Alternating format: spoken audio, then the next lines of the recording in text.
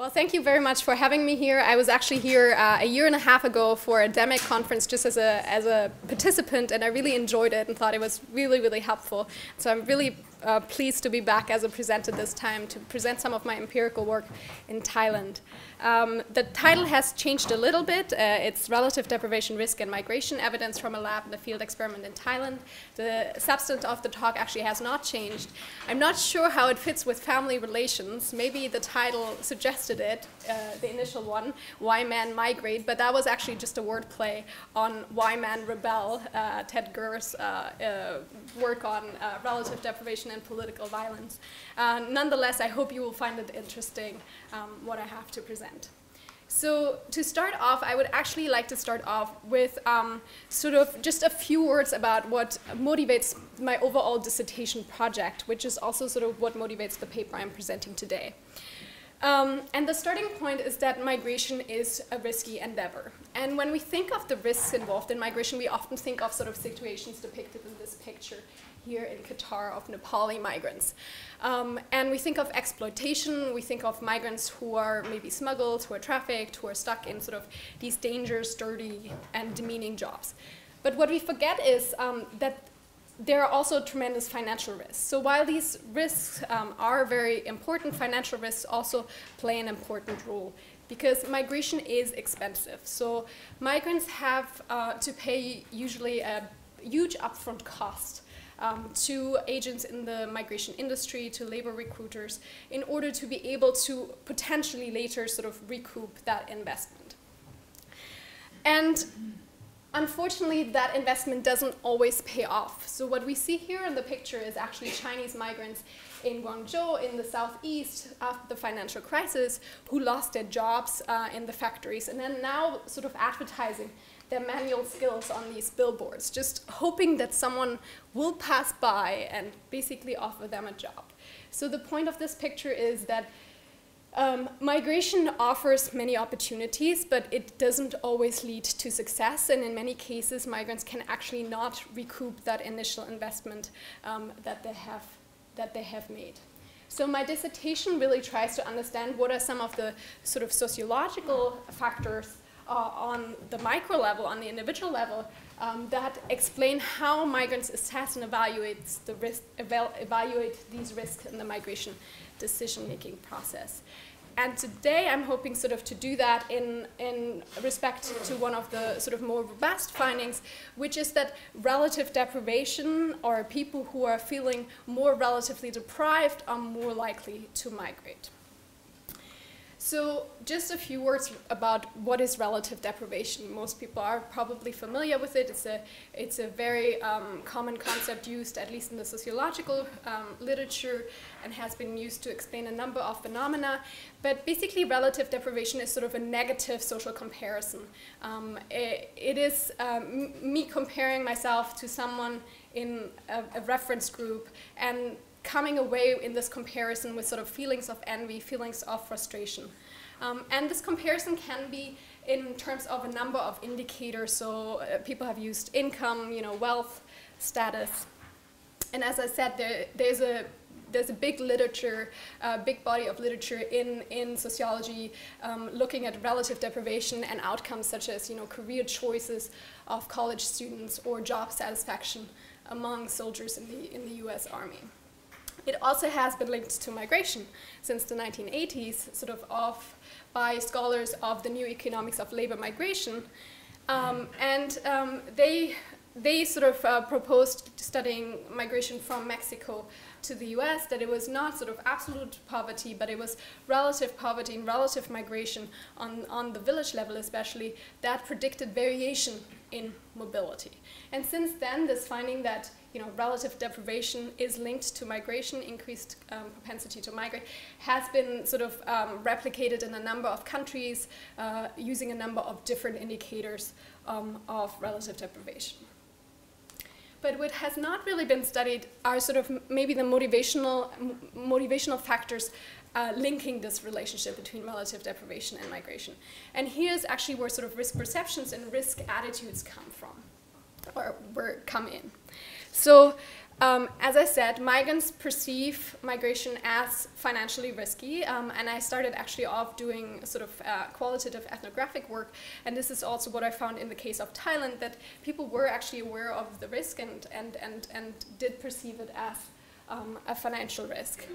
And then more recently, there's been, especially in economics literature, looking at risk attitudes and the propensity to migrate. So the idea is that people who are more risk-taking are more likely to migrate. And there is an emerging sort of a growing literature that finds that risk attitudes are actually also a predictor. So more risk-taking people are, the more likely there are to migrate. So sort of linking these two insights, today I want to speak about this axis, so this relationship between relative deprivation and risk-taking. And there could be two mechanisms that could sort of explain why relative deprivation may lead to more risk-taking. On the one hand, people might be focusing, prospective migrants might be focusing on the potential gains, which are inherent in risky situations. And in that case, you know, they basically, the focus is on the greater desire to catch up with better off peers. On the other hand, they could also be focused sort of on the potential losses, also inherent in a risky migration situation. And there, in that case, maybe they find that there's so little attachment, they have so little attachment to their low stakes that they're not afraid of losing it. So these two mechanisms could actually underpin this relationship between relative deprivation and risk. And there has been some experimental work looking at relative deprivation and risk, but the work so far done has been mostly in the US, so with sort of weird, what in the experimental literature is called weird populations. This morning we heard, you know, the migration literature is focused a lot on Europe and Europe-centric or on the developed world, and weird countries are Western, educated, industrial, rich, and democratic. So it's an abbreviation for that. And the idea is basically we need to go beyond, you know, the weird populations. We need to look at other populations. And so they, again, look at sort of university students or populations in the field, but in the US. So I think my work is sort of the first one that looks at prospective migrants and the population of interest to migration researchers and this relationship in the field.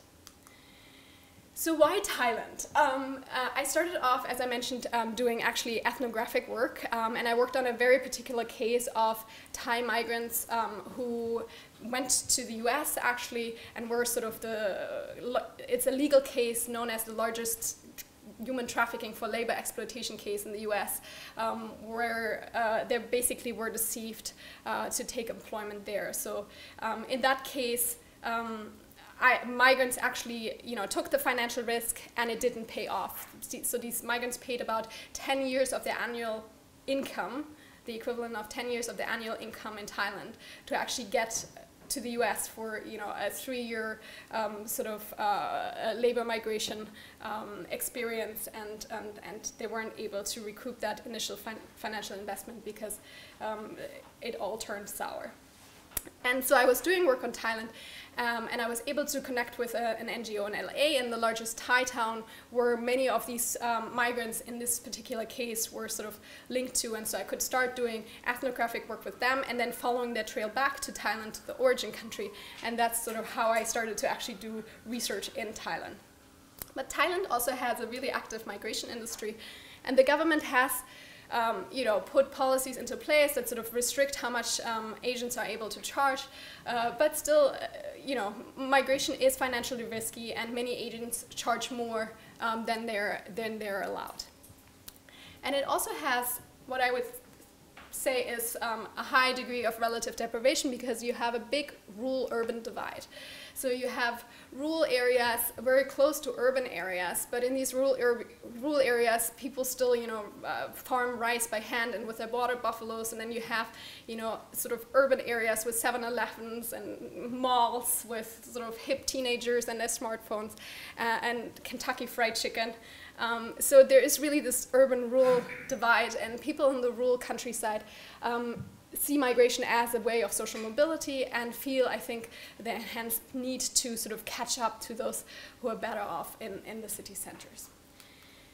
So what I don't have time to show today, but I use observational data, household level data, to actually show that also in Thailand there is a positive correlation between relative deprivation and the propensity to migrate, even controlling for absolute levels of income.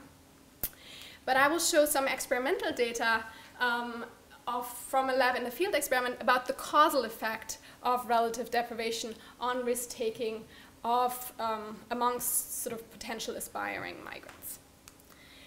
So I think I'm not sure whether I'm the only experimental sort of social scientist here, but I thought just to give you a little bit of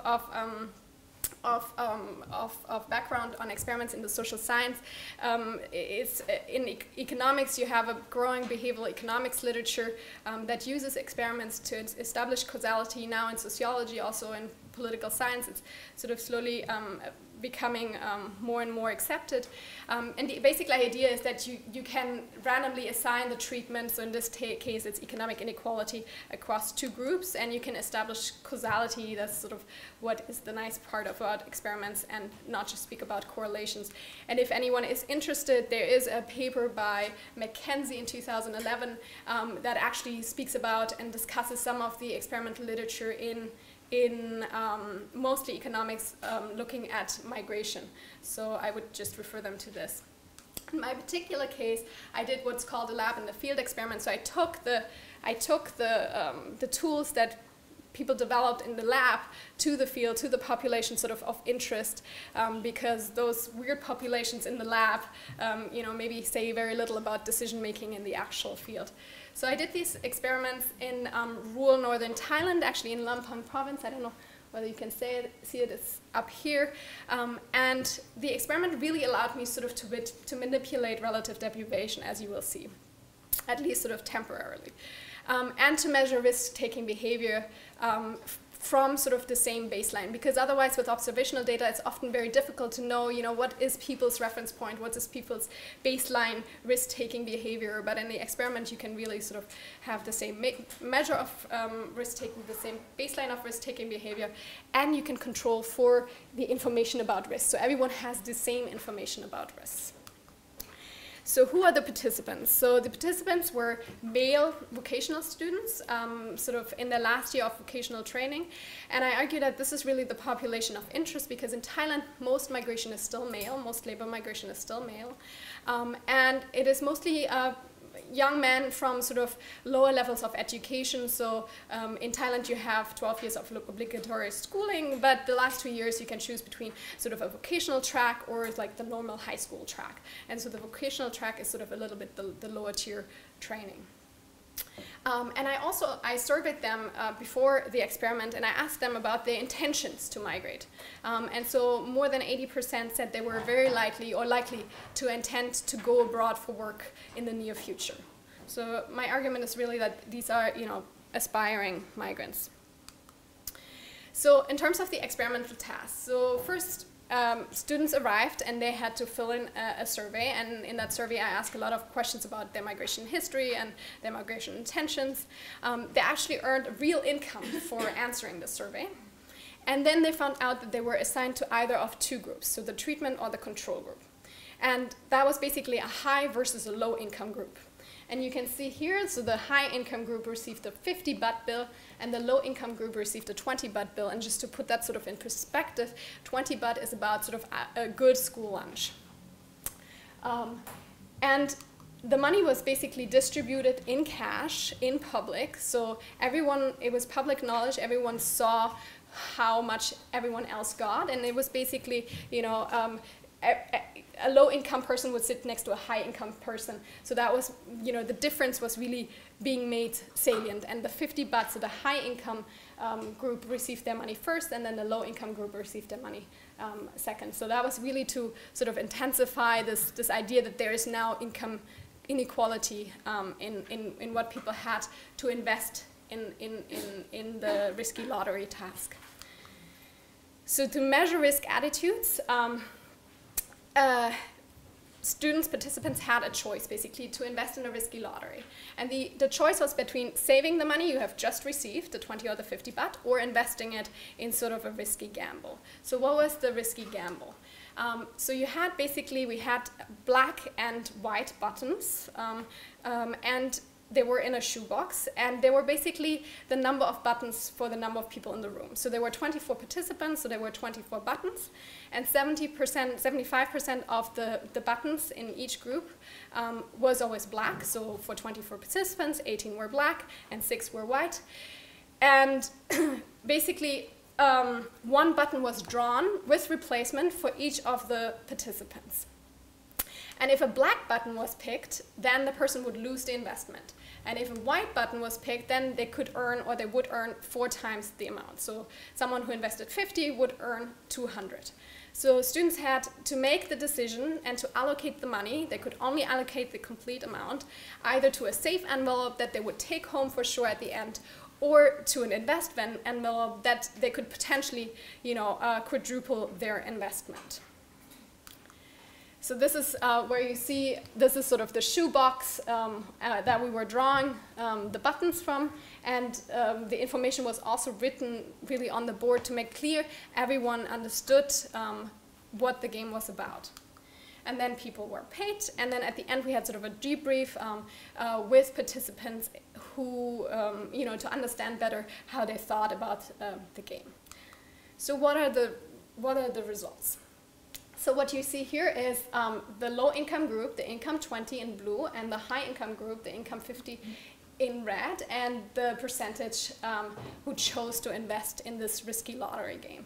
And basically what you see is that people in the low-income group were significantly more likely to invest in the game. So it seems like relative deprivation, even that short relative deprivation induced in this sort of artificial setting in the classroom, had the effect that sort of I hypothesized that it would lead to more risk-taking. So now maybe some people will be thinking, well, this is sort of small potatoes, and migration is, the investments are much higher, and you can't compare sort of these risks. So if you remember in the survey, before the actual game, I actually asked people about their economic situation. So I asked people how they felt about their household's economic situation. And so then I looked at people who said they were dissatisfied, neutral, or satisfied about their real household level situation and their investment rate. And so I think this really speaks to the external validity of the results. And what you can see is here that the treatment effect is largest for people who are dissatisfied. So for people for whom this money really seemed to be, should be much more worth than for people who are satisfied or neutral about their real household financial situation. So in other words, the treatment effect was most salient for people who feel really dissatisfied in their real life. And so just to summarize very briefly, the objective of this sort of part of my study was really to ask, does relative deprivation make prospective migrants more financially risk-taking? So just to look at this first, remember in red, sort of this line of the relationship between relative deprivation and risk-taking. And basically there are two parts of the results. The first is that relative deprivation increases the willingness to take financial risks, and that the strongest effect was sort of found for participants who feel or who felt relatively deprived with their real household economic situation. And so maybe the implication is that relative deprivation may drive migration actually by expanding sort of the set of risky opportunities that individuals are willing to accept in the migration process. And sort of just to wrap up, so what does this study contribute for? I mean, my work really looks at sort of the micro mechanisms and the, on a micro level, how does migration decision making work, and much of the research has focused actually on actual migrants, sort of sampled on the dependent variable. I really look at prospective migrants and focus on individual level motivations, and I'm trying to unpack one of the mechanisms sort of linking relative deprivation and migration, and I argue that this may be risk attitudes, and I think this is sort of a contribution maybe in terms of original data collected sort of in the field with a population of interest to migration researchers. So thank you very much, and I look forward to your comments.